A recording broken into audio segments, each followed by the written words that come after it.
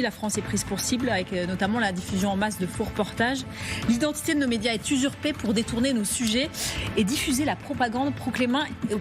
Je vais y arriver parce que TF1 et LCI ne sont pas épargnés. Ouais, tout à fait. On peut peut-être commencer par ce faux reportage de la BBC que je vais vous montrer où on m'attribue des propos que je n'ai jamais tenus. Selon cet Infox, j'aurais dénoncé une soi-disant censure concernant les JO de Paris et appelé tous les journalistes de France que vous êtes à manifester pour défendre notre liberté d'expression. Donc c'est faux. Évidemment, tout ça est monté de toutes pièces. Les faussaires, en fait, vous le voyez, ont grossièrement détourné une de nos chroniques diffusées le 30 mars au JT TF1. Vous pouvez la retrouver très simplement sur Internet. Il n'y a rien de caché. On y dénonçait d'ailleurs toutes ces infox autour des JO et ces faux reportages. Et c'est pas le seul exemple. Presque toutes les semaines, en fait, on voit passer en ce moment des infox usurpant l'identité de TF1, vous le voyez là, donc c'est pour faire croire par exemple aux femmes enceintes qu'elles doivent accoucher avant les JO pour libérer les lits d'hôpitaux. Il n'y a pas de limite. Ou encore celui-là, vous allez le voir, où on est censé nous alerter, donc là votre image aussi apparaît Anne, sur des réservations pour la compétition, encore faux. Sur ce reportage, il y a votre image qui apparaît dessus, mais on va s'arrêter 2 minutes sur cette fake news pour vous montrer la méthodologie qui a derrière et tout le chemin avant que ces infox n'arrivent à vous. Tout ça, c'est le fruit d'une campagne de désinformation qui est bien coordonnée et qui suit des étapes bien précises. Le faux reportage, il apparaît d'abord sur des faux comptes, sur des comptes Telegram pro-russes. Parfois, ces comptes appartiennent à des officiels proches du Kremlin ou alors ils peuvent aussi appartenir à des sympathisants. Celui-ci a été vu au moins 150 000 fois. Dès le lendemain, voilà, on la retrouve sur des sites russophones. Ce site, par exemple, a été épinglé par les services de Viginim, rappelez-vous, dans l'opération qui a été baptisée Portal Combat, où près de 200 sites ont été recensés comme des relais de la propagande pro-Kremlin. C'est comme ça ensuite qu'ils vont arriver sur des réseaux sociaux plus grand public, du type Twitter ou Facebook. C'est le cas de la fausse vidéo, par exemple, où je suis censée appeler à la grève. Elle a été supprimée depuis, tout simplement, pourquoi ? Parce que c'est illégal, en fait, l'usurpation d'identité, qu'elle soit en ligne ou dans la vraie vie, c'est un délit et les plateformes ont l'obligation, dès qu'elles le savent, de faire respecter cette loi. C'est quand même incroyable. Je suis... Le problème, c'est qu'avant la suppression, elles peuvent toucher un grand nombre de personnes. Samira, est-ce qu'on sait si ces faux reportages, ils cumulent beaucoup de vues ? Oui, en fait, jusqu'ici, ces faux reportages, ils étaient surtout connus des journalistes. Ils n'avaient pas beaucoup d'audience, sauf sur les réseaux russes, évidemment. Et on nous envoyait aussi ces faux contenus pour nous demander des vérifications. Le problème, vous avez raison, c'est quand ils arrivent sur Twitter ou Facebook. C'est une autre histoire, parce que là, ils peuvent potentiellement toucher un plus large public. Et même si ce n'est que 100 personnes qui y croient, et finalement, il y a un effet boule de neige. Avec la prochaine Infox, 100 plus 100 plus 100, etc. Vous avez tout à fait raison. Pour répondre à votre question sur l'impact réel de cette campagne, il est difficile à mesurer, d'autant qu'on n'est pas aidé par les plateformes. C'est ce qu'explique Alexandre Alaphilippe, que j'ai interviewé. C'est le patron de l'ONG européenne qui avait découvert toute cette campagne de doppelganger, qu'il y avait d'ailleurs donné son nom. Il dénonce l'opacité des plateformes. Je vous propose de l'écouter. Là où c'est vraiment compliqué d'avoir un véritable chiffre d'audience, c'est qu'aujourd'hui, la question de la mesure d'audience du contenu sur Internet, elle est absolument pas harmonisée. C'est très difficile de savoir quel est un chiffre d'audience sur une plateforme comme X, sur une plateforme comme Meta, sur une plateforme comme Telegram, sur une plateforme comme YouTube. Elles ont toutes des modes de calcul différents de leur audience et on n'arrive même pas à savoir si ces audiences, elles sont basées dans nos pays ou non, puisque vous pouvez avoir 2 millions de vues, mais si c'est 2 millions de vues au Kazakhstan ou en Chine, ça n'a pas absolument pas la même valeur que 2 millions de vues en France ou 2 millions de vues à Paris.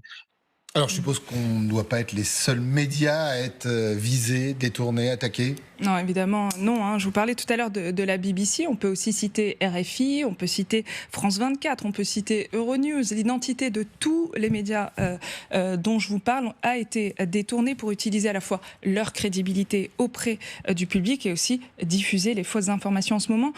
Ces infox, elles parlent beaucoup des Jeux Olympiques, mais avec toutes les échéances qui arrivent, comme les élections européennes, américaines, ça monte en puissance depuis plusieurs semaines. Ce matin encore, Europe 1 parlait d'une note des renseignements français alertant sur ces opérations à l'assaut, vous le voyez, des médias français. D'ailleurs, il n'y a pas que la France, selon l'ONG qu'on vient d'entendre.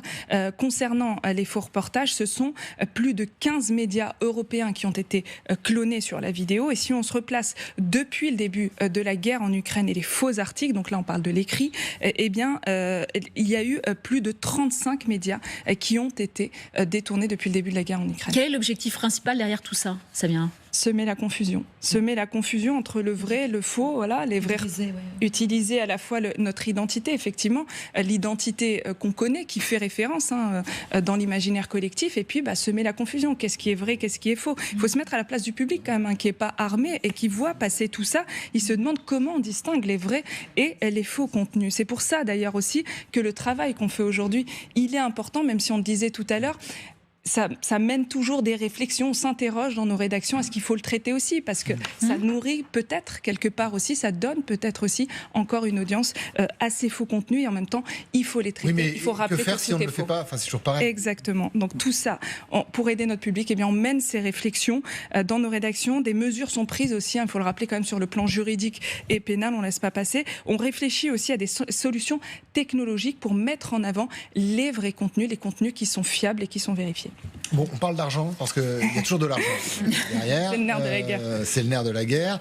Ça leur coûte... parce que c'est quand même assez sophistiqué, ça leur coûte cher de monter de telles campagnes, parce que, on est d'accord, c'est pas one shot, ce sont des campagnes. Ouais, alors aujourd'hui, je peux pas vous donner un chiffre ferme et précis, mais on a quand même des pistes. Suivez avec moi cet article édifiant du Washington Post, publié le 8 avril. Il donne un rare aperçu des moyens qui sont déployés par les propagandistes du Kremlin pour diffuser leur narratif en Occident, et notamment ce qui concerne l'aide à l'Ukraine. Le journal américain s'appuie sur ce qu'ils appellent des documents du Kremlin. Donc on a lu cet article. Selon le Washington Post, en fait, ce sont des comptes rendus qui sont rédigés par des agences de communication qui œuvrent pour le Kremlin. Elles ont notamment été embauchées pour influencer les derniers débats au Congrès américain sur l'aide à l'Ukraine.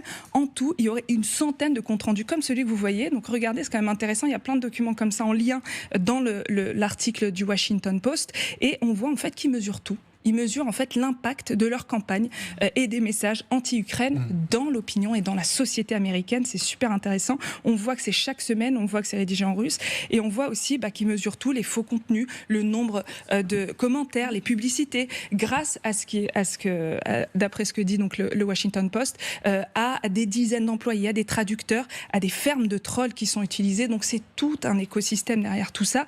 Et toujours selon cet article, de nombreux documents contiennent les métadonnées montrant qu'ils ont été rédigés par les membres d'une équipe travaillant pour Ilya Gambachidze. Est-ce que ça vous parle, ce nom, ou pas ? Non. Pourtant, je vous en avais parlé. Mais il y a un petit moment quand même. Oui, je vous pardonne. Pas souvent, peut-être. Voilà. Ilya Gambachidze, en fait, on en avait parlé au moment de la campagne, de la découverte de la campagne Doppelganger. C'est un stratège politique moscovite. Aujourd'hui, il est à la tête d'une agence de communication qui est très influente à Moscou. La propagande, c'est aussi un business, et c'est ce que dit Alexandre Alaphilippe. Écoutez-le. Il n'y a pas forcément toujours un objectif de dire on va arriver à changer le résultat de l'élection. Le prestataire, il fait une prestation et il doit justifier que sa prestation est bien effectuée pour pouvoir justifier ses budgets, pouvoir s'augmenter, avoir plus de staff et avoir plus de choses. Il faut vraiment rentrer dans une mentalité qu'on a à faire à des entreprises qui sont spécialisées là-dedans et qui peuvent faire ça pour un client gouvernemental le lundi, et puis pour vendre pour vendre des chaussures le mardi, ou vendre des burgers le mercredi.